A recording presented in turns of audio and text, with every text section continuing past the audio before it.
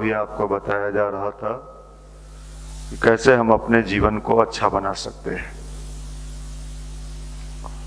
दुनिया आपसे ये नहीं पूछेगी कि आपने क्या किया, लोग आपसे ये पूछेंगे कि आप क्या बने। नहीं साहब, हम बहुत किए लेकिन कुछ पाए नहीं, ऐसे लोगों को दुनिया में कोई महत्व नहीं मिलता। आप बने क्या? बनने का मतलब ये नहीं कि आप नौकरी में चले गए। आपने अपने आप को कितना बनाया, बनाने का नाम ही अध्यात्म है। चाहे साधना से बनिए, स्वाध्याय से बनिए, संयम से बनिए, ये सब एक इंस्ट्रूमेंट है। जैसे आप जिम में जाते हैं तो मसल्स बनाने का अलग है, इसको बनाने का अलग है, वो इंस्ट्रूमेंट है। अब आप कहोगे कि क्या इंस्ट्रूमेंट जो है उससे हमारा ये मसल्स देखने मात्र से बनेगा? नहीं, उसका उपयोग करके हम अपना मसल्स बनाते हैं। चाहे ध्यान करें, गायत्री मंत्र करें, भगवान की पूजा करें, आप बने क्या? आपके अंदर परिवर्तन हुआ कि नहीं हुआ? आपके सोचने का तरीका सही हुआ या नहीं हुआ? अगर सोचने का तरीका सही नहीं होगा तो पूरी जिंदगी कष्ट में रहेगा आपका, आप कभी सुखी नहीं रहेंगे। इसलिए गुरुदेव ने एक किताब लिखा है, कभी मौका मिले तो पढ़िएगा। उस किताब का नाम है मन स्थिति बदले तो परिस्थिति बदले। मन स्थिति बदले तो परिस्थिति। आप क्या कहते हो? परिस्थिति बदले तो हम बदले?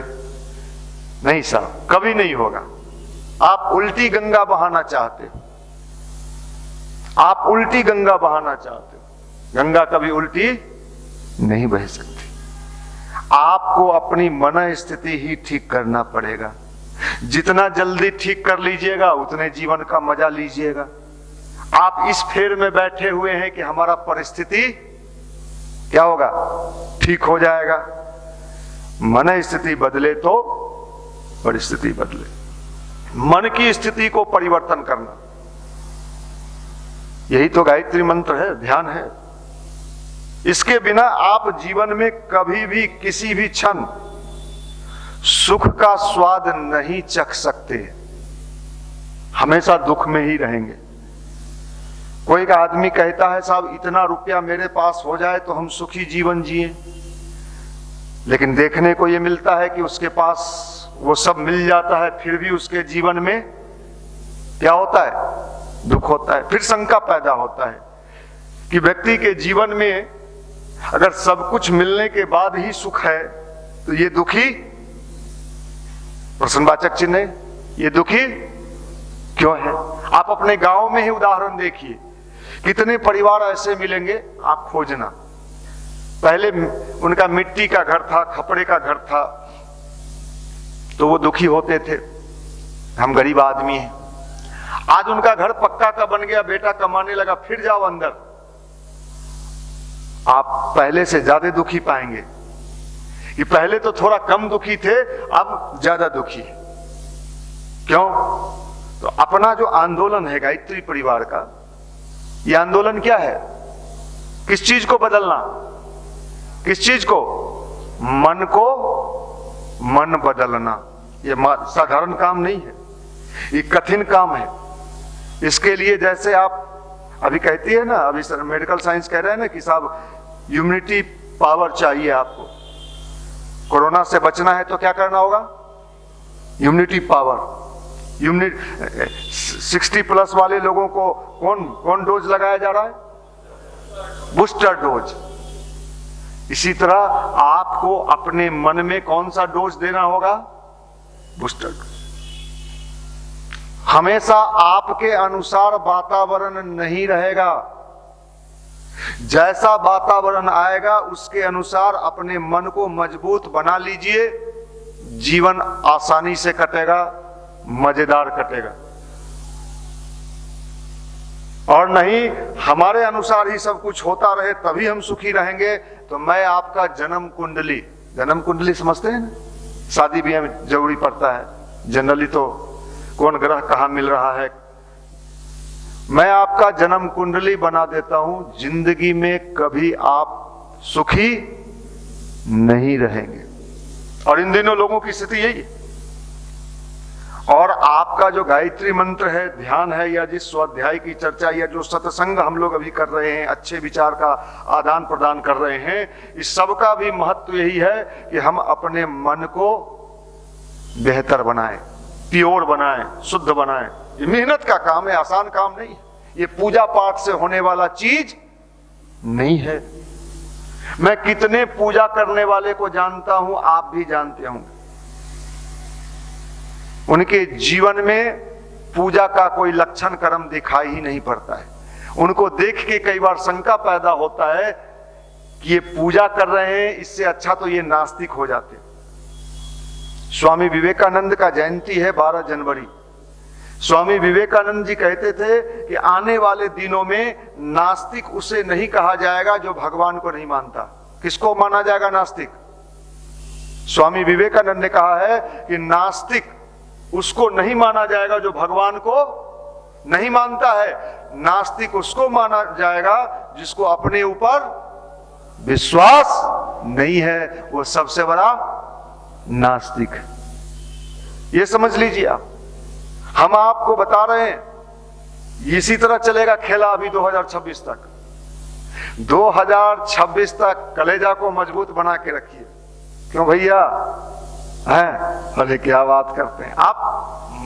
किसी न किसी रूप में संकट आते रहेंगे, कई तरह के संकट आते रहेंगे, व्यक्तिगत जीवन में, सामाजिक जीवन में, पारिवारिक जीवन में, प्रकृति के जीवन में। विज्ञान का कोई उपाय नहीं है। मनुष्य ने अपनी जितनी धौंस दिखानी थी वो दिखा लिया, अब उसकी बारी है। हम लोगों ने अपना धौंस क्या किया? हम साइंस जानते हैं, हम बायोलॉजी पढ़े हैं, हम मेडिकल साइंस के टॉप डॉक्टर हैं। ठीक करो ना,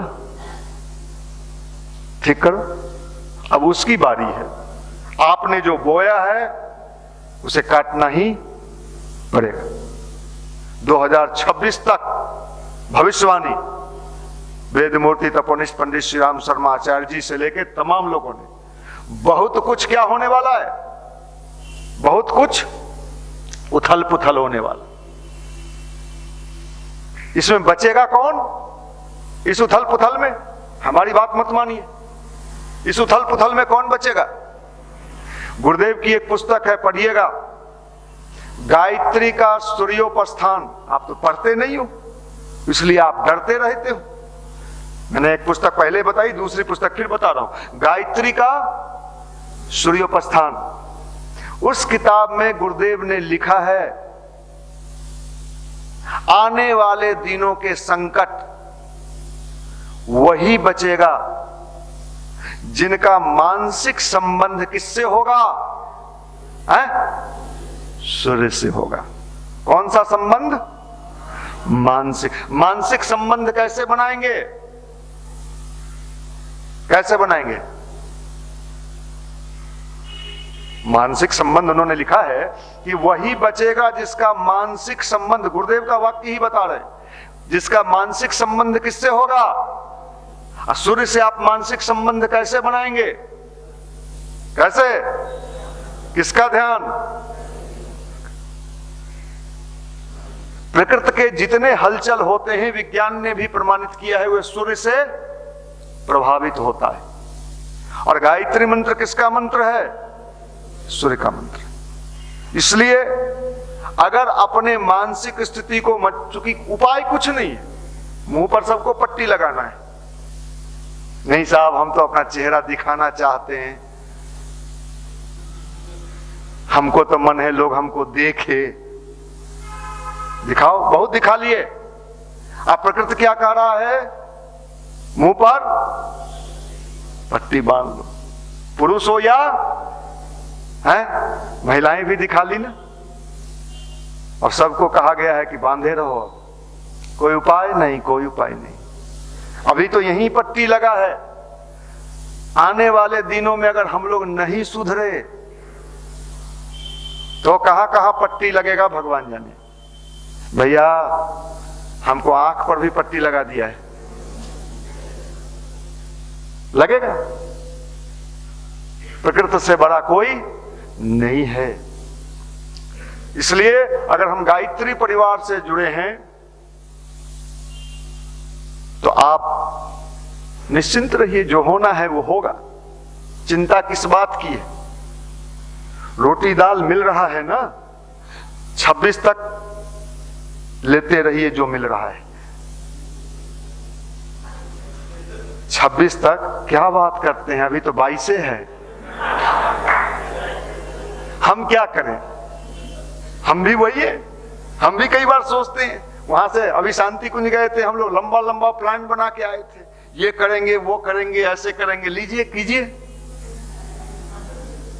अच्छाई को भी तो रोक रहा है रास्ता, अच्छी चीजों। तो कहावत है ना कि जौ के साथ घून भी पी सकते, कोई उपाय नहीं। इसलिए समझदारी इसी में, वो हड़बड़ाने से कुछ नहीं होगा। क्या कीजिएगा, कितनों छाती पीटिएगा, आपका छाती कमजोर होगा। भैया पीटते पीटते इसमें दर्द हो गया, कोई ऑप्शंस नहीं, पीटो, दोनों हाथ से ऐसे मारो। गांव वाला पूछे काहे मार रहा है, कहेगा कोरोना के चलते मार रहे हैं। मारो, कोई उपाय नहीं। अब तो दे रहा है कि 15 फरवरी तक 5-5 लाख केस एक दिन में निकलेगा, मतलब कोई बचेगा ही नहीं कोरोना से। लेकिन इस बार एक प्लस इतना ही है, देख रहे हैं जो अभी तक सिग्नल कि जो वैक्सीन लिए हुए है उस होता है, लेकिन 5-7 दिन में ठीक हो जाता है। हमको तो ये भी कभी कभी लगता है अगर हम सब लोगों का जांच किया जाए तो इसमें बैठे हुए 90% को पॉजिटिव निकल जाएगा। सही बता रहे हैं। कई बार ये भी लगता है, आप हरिद्वार से आए हैं, जांच करा के देख लीजिए।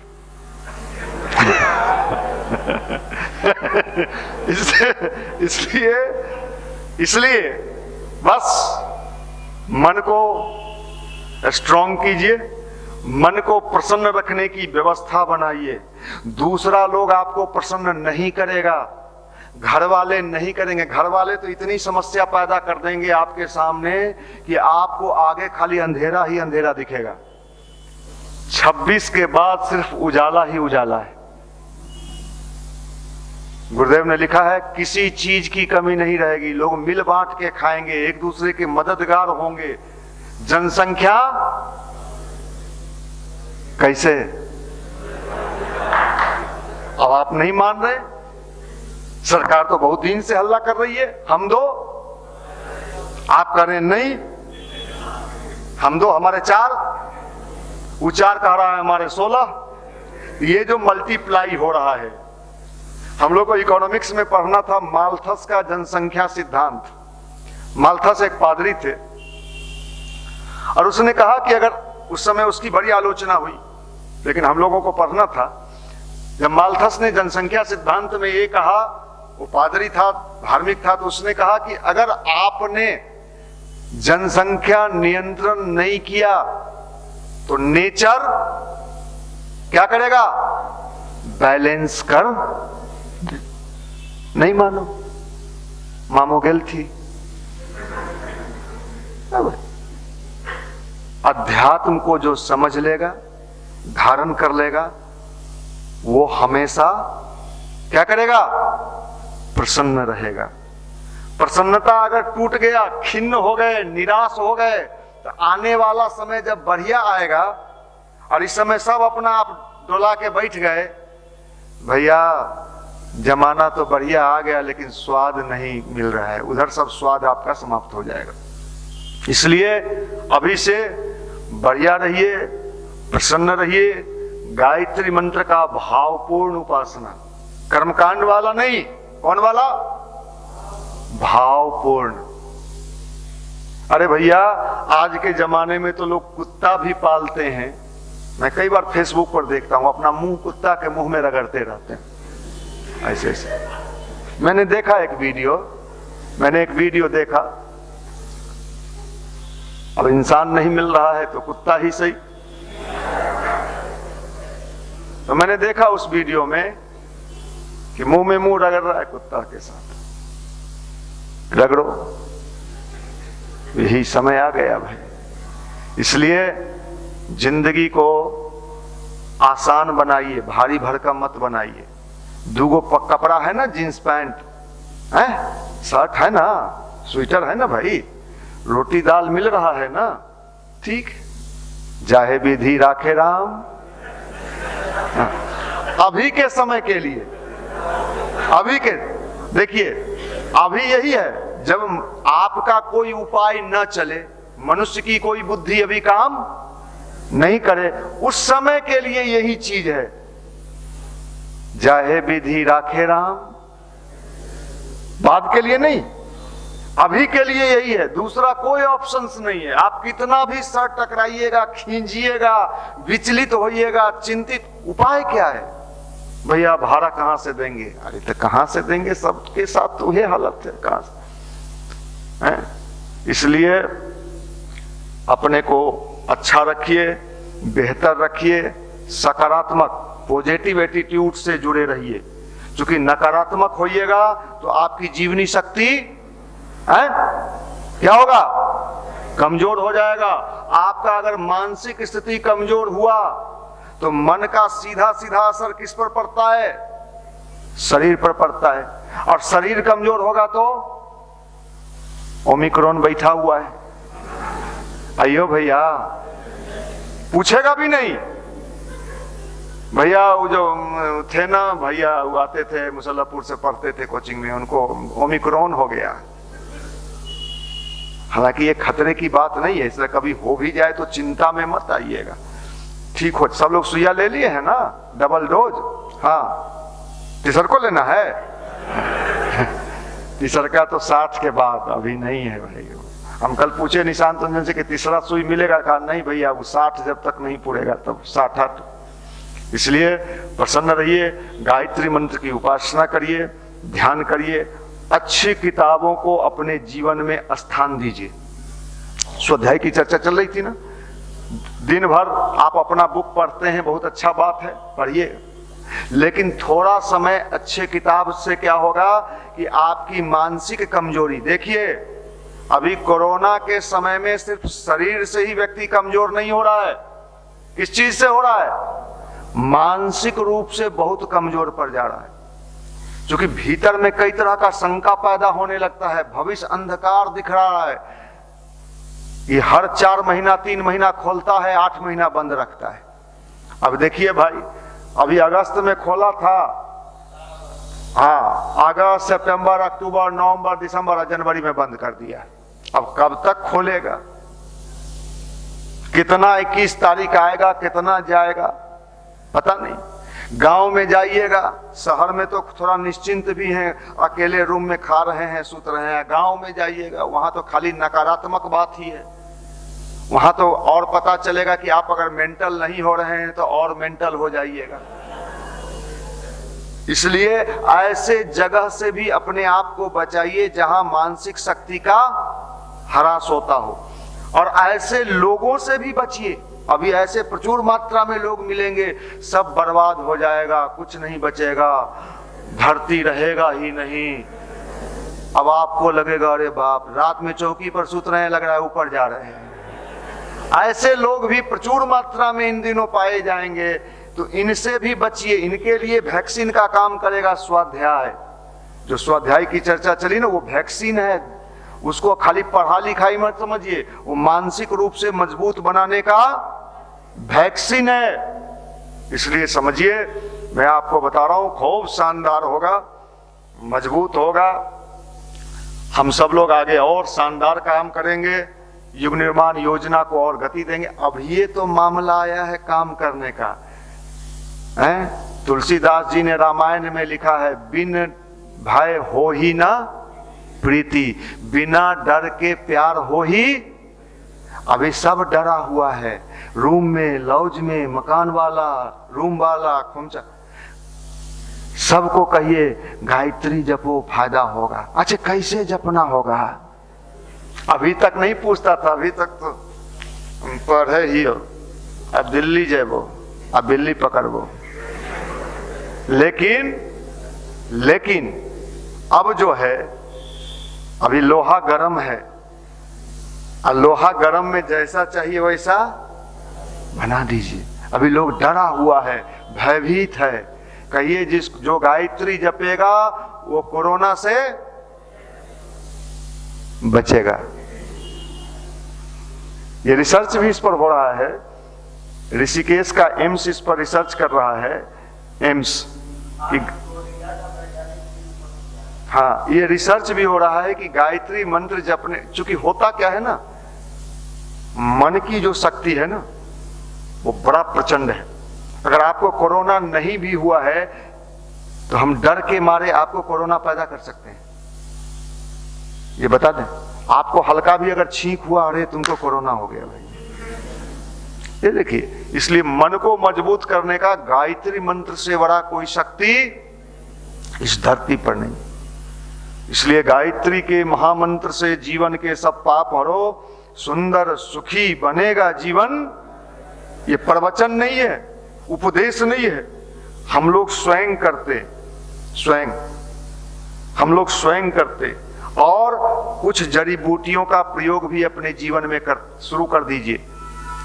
अभी देखिए, पिछले दिनों जब कोरोना का लहर आया तो भारत के प्रधानमंत्री से लेके भारत के स्वास्थ्य मंत्री तक ने उस समय कहा कि अपने इम्यूनिटी को बढ़ाने के लिए गर्मी का समय था जबकि च्यवनप्राश का सेवन करिए।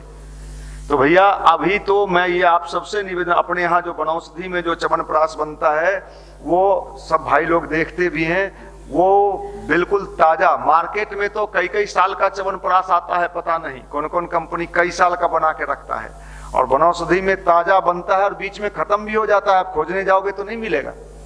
तो च्यवनप्राश एक चम्मच सुबह शाम सेवन करिए, जिससे आपका इम्यूनिटी मजबूत होगा और आपकी जीवनी शक्ति मजबूत होगी। और नवयौवन मेधा तो आप सेवन कर ही रहे हैं, इसलिए अपने को स्वस्थ। और च्यवनप्राश अपने भी खाइए और घर वाले को भी यहीं से च्यवनप्राश ले जाके दीजिए। ये अभी सबसे बड़ा चीज है। और खुश रहिए, प्रसन्न रहिए। ज्यादा टेंशन हो तो हम लोगों का बहुत सारा वीडियो जो है YouTube पर है, देख देख के मुस्कुराइए। मैं आपको बता नहीं सकता कितने सारे लोग वहां जाने पर अपना औकात समझ में आया कि हम लोग बहुत बड़े आदमी हैं। पटना में नहीं समझ में आता, पटना में तो आप भी समझते हो, अच्छा मनीष भैया है, कुर्सी पर बैठता थी या भाषण देती। यहाँ तो आप उतना ही समझते हो। बाहर निकलने पर पता चलता है, पूछ लो भैया, ये सब मेरे साथ गए थे, अभिषेक जी, निशांत जी, सब लोग भाई लोग। बाहर जाने पर पता चलता है कि हम लोग कितने बड़े आदमी हैं।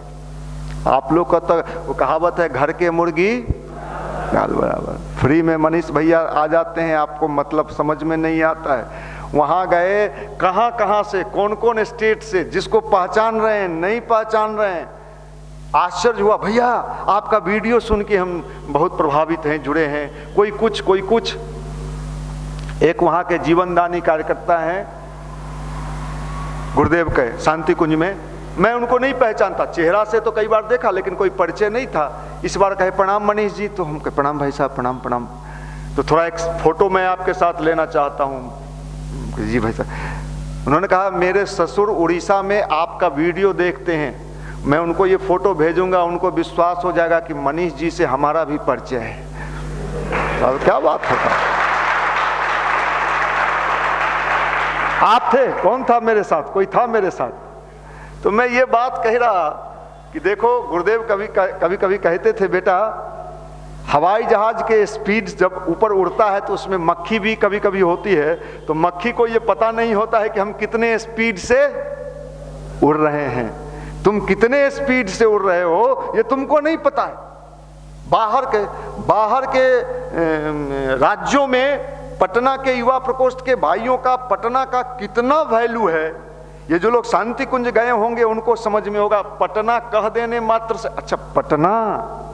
अभी एक भाई मिले मुझे, बलिया में यज्ञ था, तो उन्होंने अपना युवा प्रकोष्ठ का ही भाई है, किसी संस्कारशाला का, क्या नाम है, अभी परसों सुमन जी नाम है उनका, परसों मिले, वो कहे आए भी हैं, हाँ आए हैं, देख लीजिए। तो ये कहे कि जब बलिया में यज्ञ में गए और वहाँ के लोगों को पता चला कि ये पटना के हैं तो इनका वैल्यू कई गुना बढ़ गया।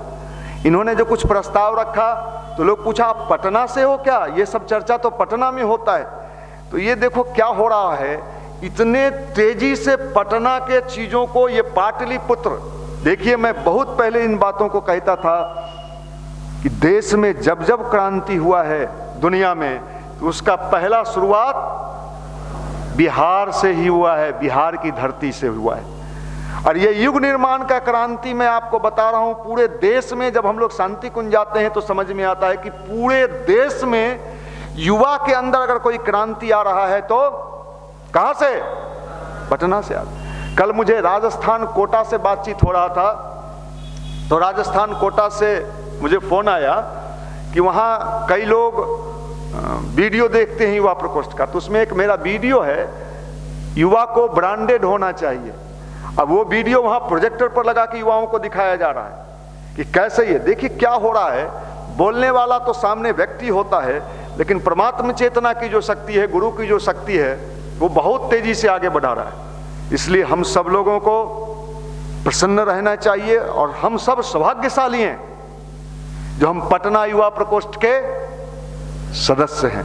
हमको तो कभी कभी अपने आप पर गर्व होता है कि मैं उस युवा प्रकोष्ठ का सदस्य हूं जो पूरे देश दुनिया में फैलते हुए चला जा रहा है। ये सामान्य घटना नहीं है, ये सामान्य चीज नहीं है। आने वाले दिनों में स्वामी विवेकानंद कहते थे कि मैं जब तक हूं लोगों को समझ में नहीं आ रहा है, जब मैं शरीर छोड़ के चला जाऊंगा तब लोगों को समझ में आएगा कि स्वामी विवेकानंद ने क्या किया था। जब युग परिवर्तन हो जाएगा तब लोगों को समझ में आएगा कि प्रांतीय युवा प्रकोष्ठ बिहार, व्यक्ति नहीं, प्रांतीय युवा प्रकोष्ठ बिहार ने क्या किया उस जमाने में। ये आने वाले दिनों में नए जनरेशन के लोग पढ़ेंगे और उनको आश्चर्य होगा कि ये कैसे हुआ कि लाखों युवाओं का जीवन बदल दिया गया, ये कैसे संभव हुआ, किन लोगों ने किया। जरूर कोई वो महापुरुष थे, वो सामान्य व्यक्ति हो ही नहीं सकते हैं जो लोगों के जीवन में ये परिवर्तन लाए थे। और यहाँ बैठे हुआ कोई भी व्यक्ति चेहरा से सामान्य हो सकता है, शरीर से सामान्य हो सकता है, लेकिन यहाँ बैठा हुआ कोई भी व्यक्ति सामान्य नहीं है। इसलिए आप विश्वास मान के चलो कि आप यहाँ बैठे हो सामान्य नहीं हो, और आप मात्र अपना पेट पालने के लिए इस धरती पर नहीं आए हो। पेट तो कुत्ता भी पाल लेता है, जानवर भी पाल लेता है, गाय भैंस भी पाल लेता है। हम तो इंसान हैं, हम मात्र पेट पालने के लिए इस धरती पर नहीं आए हैं। हम जिस उद्देश्य से आए हैं और जिस दिन इस दुनिया को छोड़ के हम लोग जाएंगे, दुनिया का लोग आप सबको याद करेगा। कोई योद्धा आया था, हजारों के जीवन में परिवर्तन किया, उनका जीवन बदला, और आज वो धरती पर स्वर्ग का अवतरण जो गुरुदेव का सपना है वो पूरा हो रहा है। तो आप सब असामान्य हो और एक ऐसे गुरु के शिष्य हो जिस गुरु ने कह दिया है बेटा युग तो बदलना ही बदलना है, ये अंतिम समय चल रहा है। और अंतिम समय जब कोई चीज का आता है, कितनी बार आपको सुनाया जा चुका है, जब दीपक का लौ बुझने वाला होता है तो, और जब आदमी के मरने का समय आता है तो सांस की धड़कन बच जाए। 2026 तक जो बचा रह गया,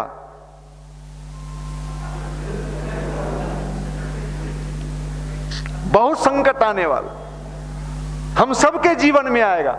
ऐसा नहीं कि हम, लेकिन उस गायत्री सूर्योपस्थान में गुरुदेव ने लिखा है कि फूल जो है, समुद्र का ज्वार भाटा जब चलता है ऊपर नीचे तो फूल डूबता नहीं है, लेकिन बड़े बड़े जहाज अगर समुद्र का ज्वार भाटा उसको संभाला न जाए तो क्या होगा, डूब जाएगा। इसलिए आप चिंता न करना, गायत्री मंत्र जपने वाले व्यक्ति भाव से कभी गायत्री को छोड़ना नहीं।